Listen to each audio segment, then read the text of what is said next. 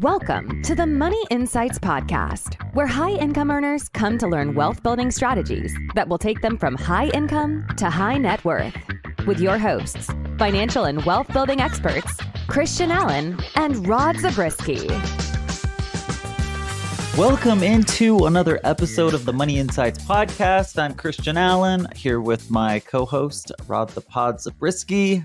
Rod, what's up, man? Hey, I'm doing great. I'm on a little bit of a euphoric high, having been Rod, had a lot of time with family. Mushrooms? Like, what is it? What was it specifically that was? Oh, you said euphoric, so that could mean anything. That could mean anything. Yeah. Don't self-incriminate. Never mind. Don't self-incriminate. I'm high on family. On family. That's scary. Rod, you got 7 kids. You always have a lot of people in your family. What was different? Okay, so what's happened is over the last 5 years or so, we went from 7 kids at home to 2 kids at home. But this last week, we had a special event. Last time we talked about Spencer. And so they were in town from El Paso. But anyway, that means just everybody came. So we had not only the big day with their wedding stuff, but the whole week. We did a big family reunion out of it, and we just had a lot of fun time together. So tomorrow's the big breakup. My wife's going to be having a rough time, but for now we're still riding. You guys are still riding it. Okay, well, that's exciting. Sorry to hear that it has to end. Yeah. If it was me, I would have been like, when is this going to end? Not that I don't love my family, I do, but a lot of people, too much time with a lot of people, and I'm just like, I'm worn out. Yeah, so anyway, but I appreciate the people like you who can do that. Rod, I did get together with a group of work colleagues, and I shared the video of me diving. And I think I should probably share this video with everybody because it's so ridiculous. I decided to go up the bounce house with the 6 and 7-year-old kids. And by the way, they were ecstatic about this. They're like, who is this dude? What is he doing? But I was like, all right, I've got to go down this bounce house. So anyway, I went up there. And I looked down, and the first thing I thought was man, this is steeper than I thought. I'm a little nervous. but I also had already committed. So I was like, I can't just get on my butt and slide down like a wimp. So I had to just go all into it. I dove down it, basically ended up like a barrel roll. I should have yelled, as you wish. That would have made it that's better. kind of what it sounded. If I could go back in time, that would have been perfect because that's kind of what I looked like. I was rolling down that thing. But anyway, it was a fun time. Glad you're having fun. I had a pretty good weekend. Nice weather. I can't complain, man. Yeah. Okay. But Rod, as much fun as we had, like I always say, this is not the reason that people tune into this pod. At least I doubt. I doubt it's the reason. Not that they don't appreciate your family updates and my injury updates in this case, because that's what happened. But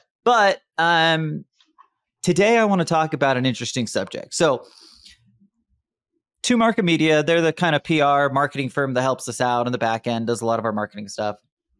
They send me what they call stitches to record it. And a stitch basically is a response to another person's comments. Right. Yep. So this last week, I got a few of them from Dave that are Dave Ramsey ones, which are always in kind of easy, an easy one to go after because Dave's so polarizing. Mm-hmm. And so we get a lot of response. Sometimes it encourages some visceral reactions that can make things fun.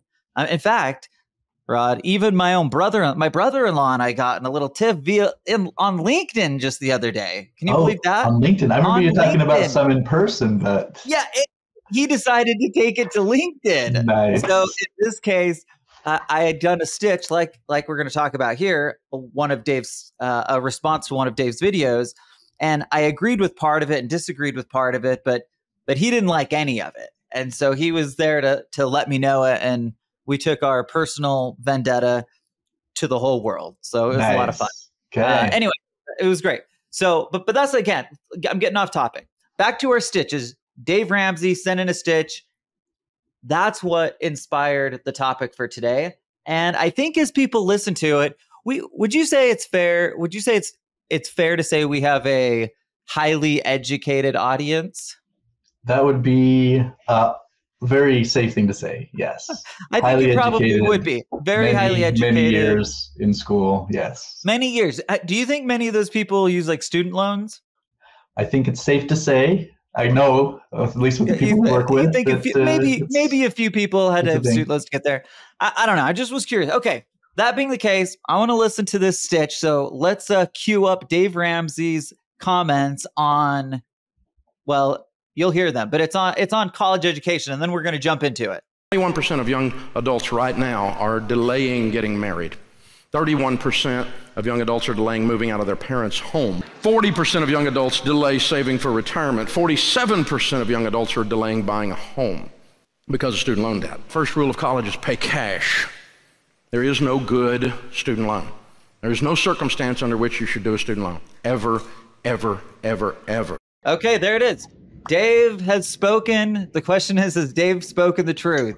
He says, now he brings out some real issues, right? There's some significant issues out there. College education is absolutely a burden on young people today. It's more difficult than it's ever been because the cost has gone up so much, and simultaneously wages haven't increased at the same rate that things like higher education have, right? Yeah. So is it a real issue that people are finding themselves in significant debt as they get out of school? Absolutely.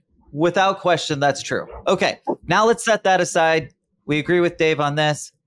Now we get to what I would say is certainly the more controversial take, which is twofold. One, the only way to pay for education is cash. Yeah. And then in conjunction with that is, he says, there is no good student loan, period, end of story. Never, ever, ever. Something like that, right? Yeah. No good student loan. And so I thought about that and I was like, okay, well, let's have a conversation on this. And I'm going to set the stage a little bit because one of the things that makes Rod and I's like partnership work together is that we have a lot of differences in the way that we function and work in the world, and it helps us to like be pretty compatible. So I'm often the person who's a little bit more alternative, a little bit more radical, a little bit more out there. Rod's going to be the opposite of that oftentimes, right? More traditional. Is that fair, Rod? I think that's true. Okay. So that being the case, that exact same thing played out in our college education. Can you believe that?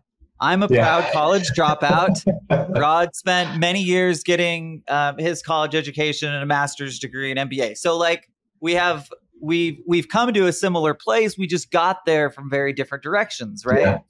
So, okay. So I thought that might be an interesting perspective for people to have as we're talking about whether it makes sense to go to college in the traditional sense. And like, we're just going to get into it. So a couple of things I want to hit before we get into this conversation. Number one, Rod, I'm going to throw some stats out there. As of the latest data, the average annual cost of tuition and fees at a private college is approximately $37,000. Public universities charge an average of $10,000, and then if you're out of state, it's like $27,000. Yeah. So the average student loan debt for recent college graduates is about $30,000, which is up, I guess, 50%, up $10,000 from 10 years ago. So we're continuing to move, right? Yeah. And we hear about this all the time. Like this isn't breaking news that student loan debt is a massive problem. I mean, it's like one of the biggest political topics that we, of our day. Yeah. Okay. So that being the case, Rod, what do you think? What comes to mind when you see some of the data? Oh, well, so there's the data. And then also I'm just going to throw this in there because I also read some of the comments that came off of that video, and people just aren't buying it. In other words, the problems that he talked about are true, right? So if in reality people are delaying marriage and not able to get into a home and all these different things because of student debt, that is an issue, right? That's something that we should be talking about. And again, like you said, politically, it's been a big topic. And forgiving the debt is a solution. Dave's solution is don't ever get into the debt. But I think we can agree that there is somewhere in between, because if you're whoa, Rod, you're getting ahead of us, my friend. Oh no, we haven't even gotten into the debate yet. Okay, sorry about that. So I want to focus before we get into whether you think there's a middle ground, or whether you think that Dave's totally up in that, or whether I think Dave is right on target and you should absolutely have no debt whatsoever, because I'm a proud college dropout. I can't possibly believe that you should go to school like and spend money on it. Like I became your money or anyone else's. Yeah, I became like what I am today, like a 40-year-old who's like pretty well independently wealthy by doing the opposite of that, right? Yeah. So now I didn't go with Dave's plan and paying cash. I just decided to like walk away from it altogether and focus on building the business, right? Yep. So okay, but I don't want to give away that's just a teaser. So let's get back to the broader issue of what comes to your mind. Think about your kids, think about grandkids, think about future, whatever. When you see that, like, that's the issue, like people are walking away with 30, 40, 50. And, you know, a lot of the people that we have as clients have walked away from theirs with 200, 250. I met a guy, Rod, that had $850,000 in student debt as a physician. Yeah. And I still can't remember how, like I thought about that. And I still remember thinking like that was outrageous, because like it's not uncommon to see $250,000 in student loans. Sure. But it's pretty uncommon to see that. And I don't know if he was like living the luxury life while he was going to school or what, but either way, it's still a lot. And for the average person, like, these numbers oftentimes represent somebody's, like, especially early coming out of college, that's like your entire year's pre-tax income. You know what I mean? Yeah. So like, to look at these, people look at it and they're like, great, okay, I'm going to pay this off over the next 47 years. Yeah. Which they do, right? Which is what happens. They just build it out that way. Yeah. So what do you think about? Yeah. So I think it fills a real need to say, and again, this is often the problem we have with Dave, right? Is he takes such an extreme stance and says stuff like never, ever, ever, ever, as if there's no place for it. Nobody should ever do it. But in reality, there are responsible ways to do it, right? Take on the debt. You're going to make more money because you did it, because you took on the debt. Otherwise, you stay where you are. Again, maybe you move up. Maybe you take the path that you did, right? Again, I'm not saying that school and taking debt is for everyone. I'm not saying taking the other side and saying school is or the debt is never appropriate for anybody, because you want to take the circumstances. The situation is. You stole my line, but you're absolutely right. The situation is definitely the boss. And I was actually like planning to bust out the situation as the boss later in the pod. So you were ahead of me on that one. Okay. But I think what I want to do here is you're going to kind of take the role of focusing more on the benefits, the side of, hey, here's the value that you can get from having an education and what that means to you. And I can kind of take a little bit of the other side of that, where I chose to leave school, get really more focused in my education and in the business, right? I should be clear. Like I spent time more focused in financial education. I just really struggled to get through that generals. And you know, we were in unique situations in that we get out of college. For both of us, we went on LDS missions. We get back, we're 21 years old, right? Now, you may have done school before that, but I didn't really, because of when things worked out. So I'm back and I'm 21 and I'm like, I got to get my life started here, right? And suddenly I'm 21 and I'm sitting there in generals and I'm just like bored out of my mind. And I'm thinking, there has got to be a better way. Well, for me, there was a better way, right? Yeah. And you know, we'll try to make a little bit of an argument as to why it could be a better way for a lot of people, and you know, but we'll make an argument for both sides of that. Yeah. Okay, so let's get into, Rod, the question of whether going to school, just in general, is worth it, and maybe from your perspective. And I have some I don't know if it's a hot take. Maybe I'll start. Okay. You can be thinking. Okay. So here's maybe my semi-hot take. if you're going to school to just get a bachelor's degree, then just forget it.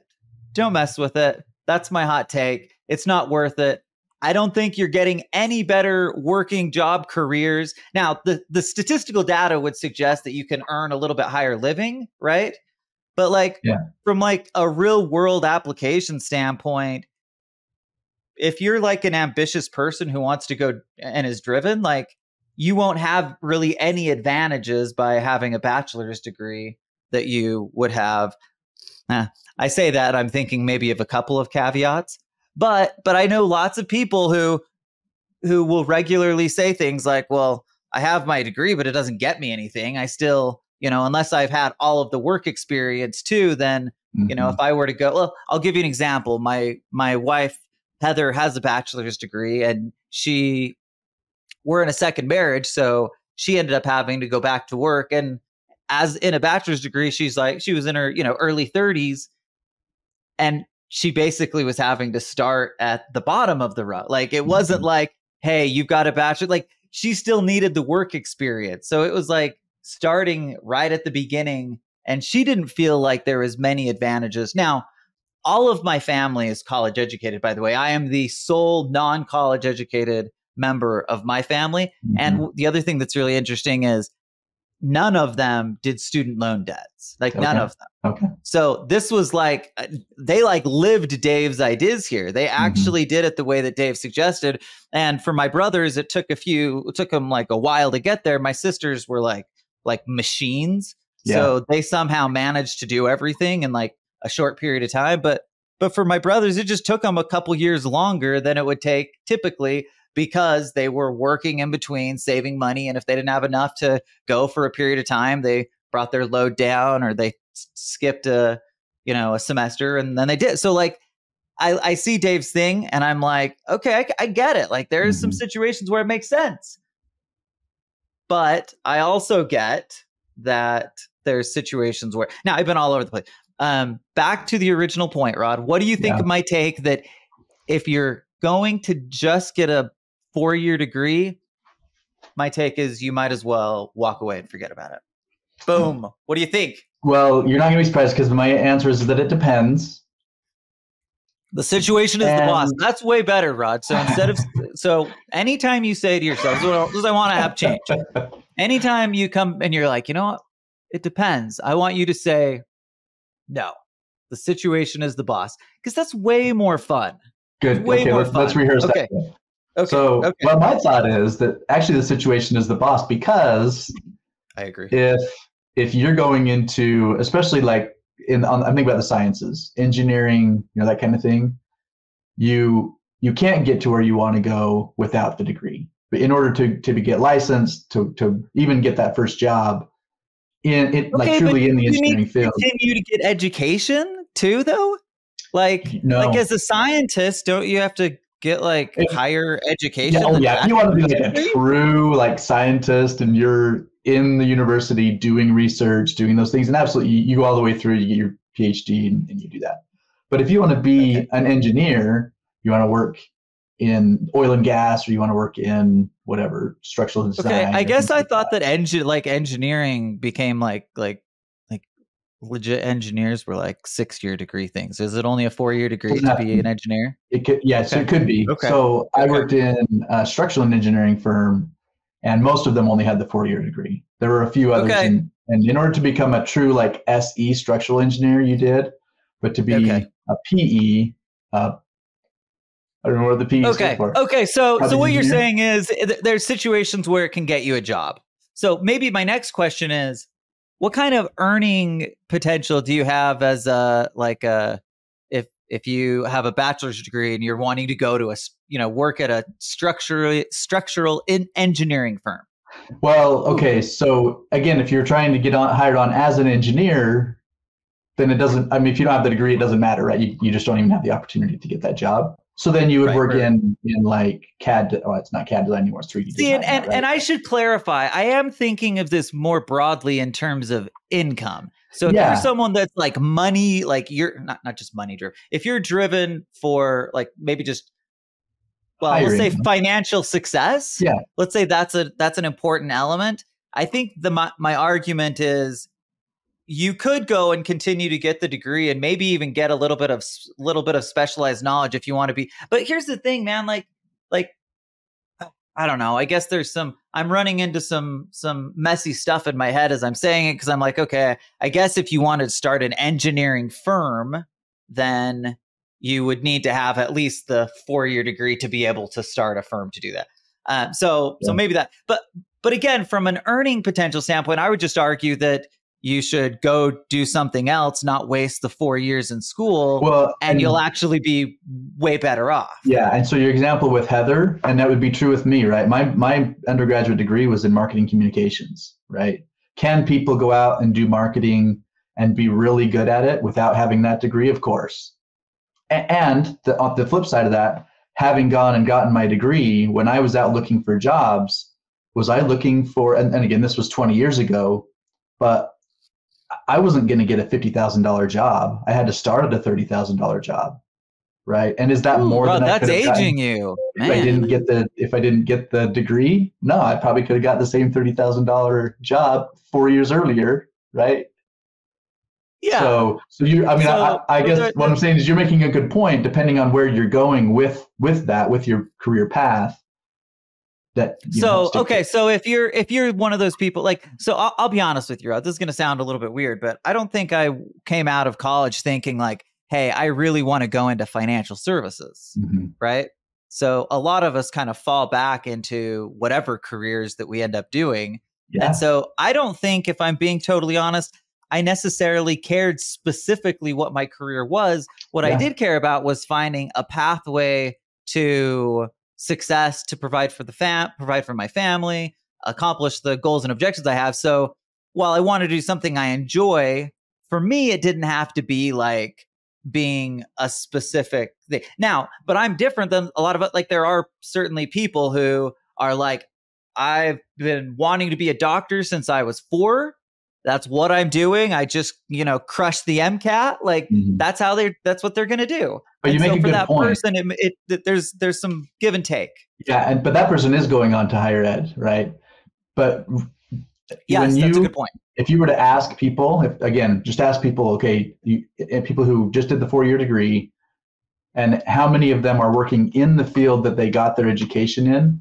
And I would say a majority are not. Even the engineer, right? They went and they did the engineering thing. Maybe it just wasn't, working out for them. They just weren't enjoying whatever they were doing. And so they end up going into sales, or they end up going into something else. Yeah, and that is true. Very, very common. It's true. Okay. Well, it's an interesting debate. I think the obvious answer is the situation is the boss on really all of these. And I think Dave knows that as well as anybody, but Dave loves a hot take. He knows that he's going to get a lot of people, a lot of responses. He's going to get a lot of clicks. And he did a good job of that here. So, but I did think it was a fun conversation. And of course, like I said, to our point earlier, our audience consists of an incredibly high educated group of people on average, since so many people are, physicians, right? That's like probably 50 to 60% of the audience that listens to us and our clientele. So like, it just, by way of that, obviously you have to be higher educated. And so when they hear that, I have to think they're like, you've got to be kidding me. Like, every one of them are looking at it and saying, even if I started my business, right? Maybe it's a dental practice or whatever. Like, obviously you can't start a dental practice without going to school. And for many of those people going to get a higher education, like it takes some of these people 8 to 10 years to get the level of education so that they can go. And by the way, they can then drive a really powerful income that they can do a lot with. But just imagine if they were trying to pull that off. They don't have family money. Like, maybe they've taken advantage of any grants that are there, but there's just no money. They've got to either go and do it and take on student loan debt, which is most of them, right? Or just walk away and do whatever they're going to do. Like, that's insane.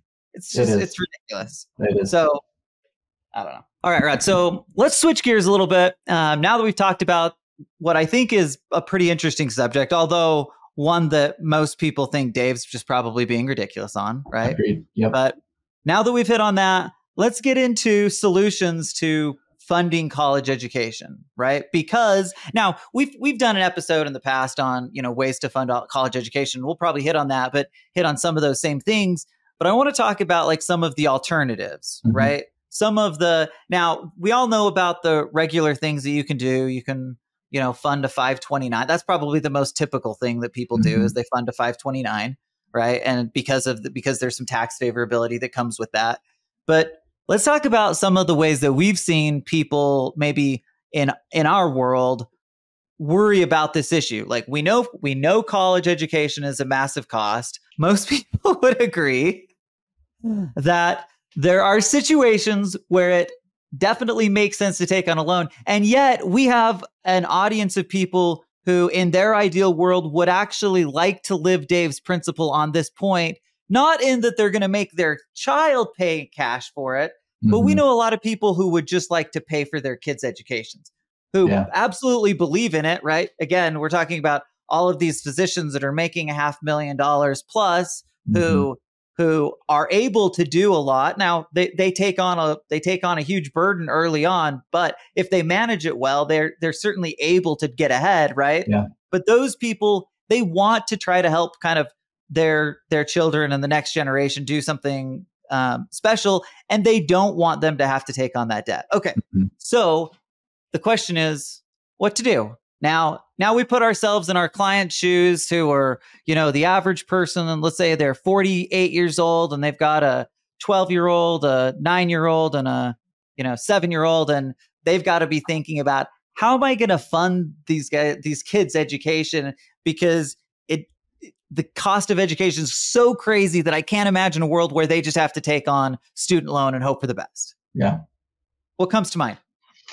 Well, I mean, you mentioned the 529, and there are other ways that you can build that type of a fund, right? So we often talk about how life insurance is a good way to do that, a good alternative to the 529. You get similar tax treatment, but doesn't have to be earmarked for education, right? Yeah, well, and let's talk about that a little bit more, because obviously we talk so much about life insurance as a wealth creation tool. We talk about it as a way to, generate higher returns on investments.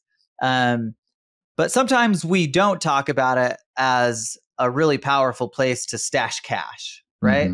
A place that I can get a return, and it's a really incredible opportunity to multi-purpose dollars. So what I mean by that is most of us don't use every dollar that we're like, we don't have every single dollar go through our investment fund into the like there's usually some slush money that's existing there. Well, like it's such a powerful tool because it can be multitasked in so many ways. One of the ways in which it could do that is it could be utilized for college education, right? A simple way to do that would be just to have a slush fund that I keep at the bottom of my overall investment fund, which most people do anyway.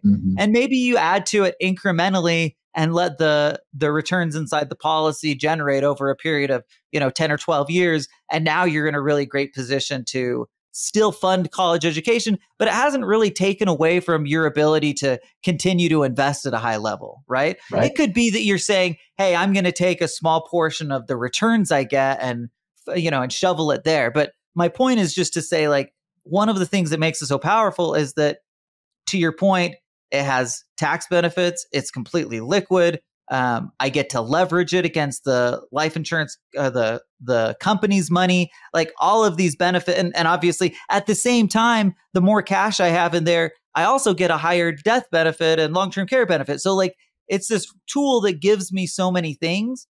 It's kind of like why wouldn't I learn how to utilize it for funding my college as well? It just kind of makes sense. Another interesting thing on that is when I do get to college, my kids are ready to go to college, and I'm using that money, I'm actually going to do the same thing. I'm actually going to take loans against the cash value and use that to pay for it. Because what we see happen is that, people are in their peak earning years while their kids are at school. So when they're done, and now you have this loan that you've taken against the policy, but now you have higher levels of income. You're wanting to put that money somewhere that'll create, for example, tax-free income in retirement. And so being able to pay down that loan is actually another beneficial piece of that entire plan.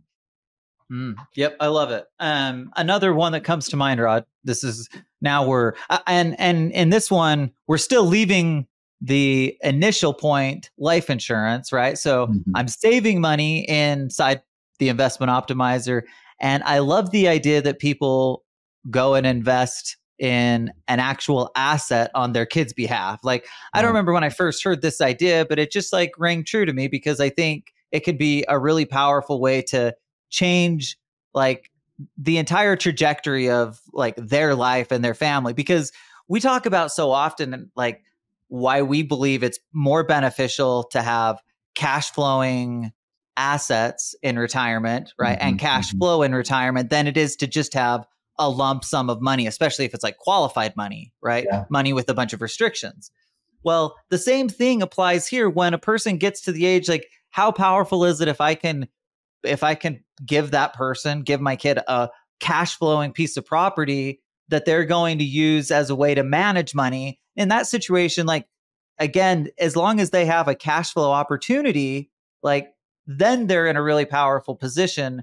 Whereas, it's easy to burn through $100,000 or whatever it is and suddenly be like, well, what do I do? Right. Yeah. So I guess my thought is one of the ways I really like it, like to it as an alternative to your traditional 529s and even to like just cash or even just cash inside of a life insurance policy, it would be using an actual asset. And that could be a bunch of different things, but most often I'll hear it be like a property, a piece of real estate or something like that they can go and almost take over, but not take it over necessarily with the intent to sell, take it over with the intent to manage and grow and build upon. And now you've got this like really powerful foundation for the rest of their life. Yeah. Speaking of education, right? So they've received their kind of formal education, but then on the side, they're learning what some people might say is even more valuable education in terms of how to build wealth, how to manage cash flow, how to do those things as well. So yeah, I agree. Okay, so I thought of one other one, Rod, that could be useful for some people, and I don't know how many people have used this. I think you would have to probably start pretty early in order to make sense and make the numbers work.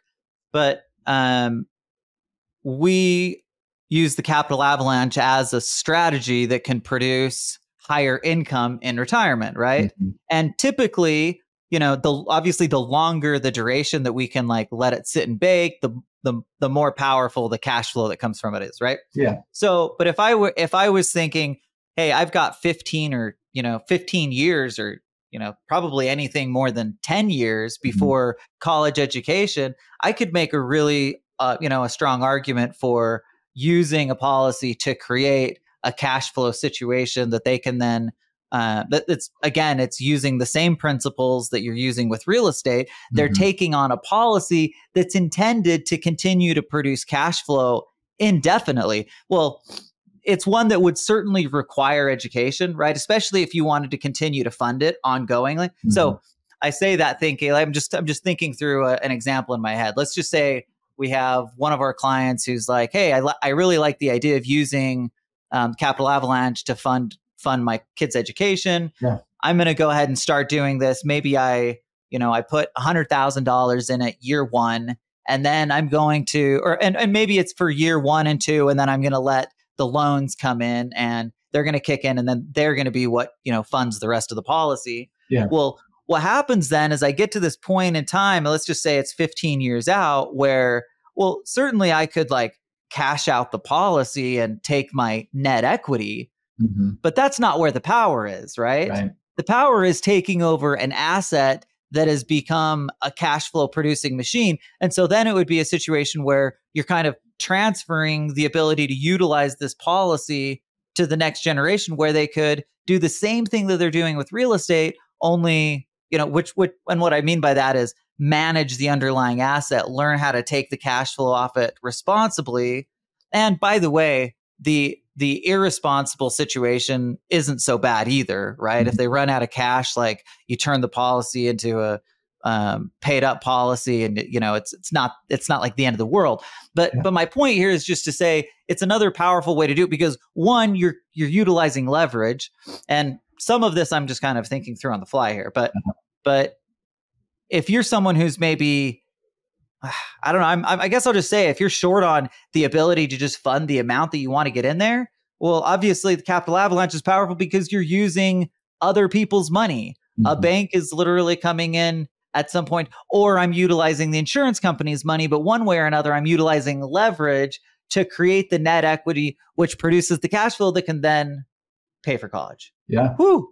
Did I lose everyone? Probably. I don't think so. I was following you, so that means that I'm sure everyone was. Okay, I'm sure everybody else is.